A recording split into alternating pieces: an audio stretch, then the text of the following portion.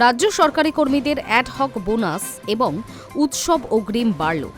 শুক্রবার অর্থ দপ্তর থেকে এই সংক্রান্ত বিজ্ঞপ্তি প্রকাশ করা হয়েছে। শারদোৎসব ও ঈদের আগে এই বোনাস ও অগ্রিম পাওয়া যাবে। 2026-এর 31শে মার্চ পর্যন্ত যেসব কর্মীদের বেতন মাসে 46,000 বা তার নিচে, তারা এবার অ্যাডহক বোনাস পাবেন 7,400 টাকা। 2025-এ এদের এই পরিমাণ ছিল 6,800 টাকা এবং বেতনের ঊর্ধ্বসীমা ছিল মাসিক 44,000। গত বছরের তুলনায় এবার অ্যাডহক বোনাস বাড়ল 600 টাকা।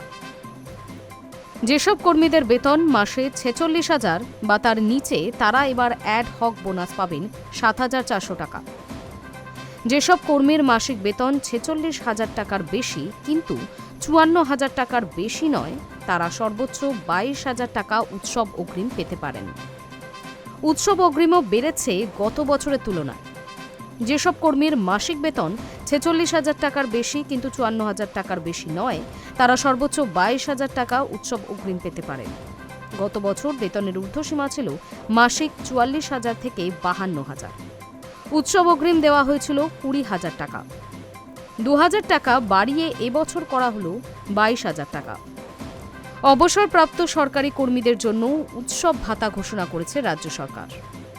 31শে মার্চ 2026-এর মধ্যে যারা অবসর নিয়েছেন ও নিতে চলেছেন, তারা এই উৎসব ভাতা পাবেন।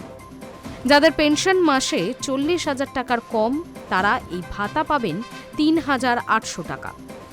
গত বছর এই ভাতার পরিমাণ ছিল 3,500 টাকা, এবার 300 টাকা বাড়ল।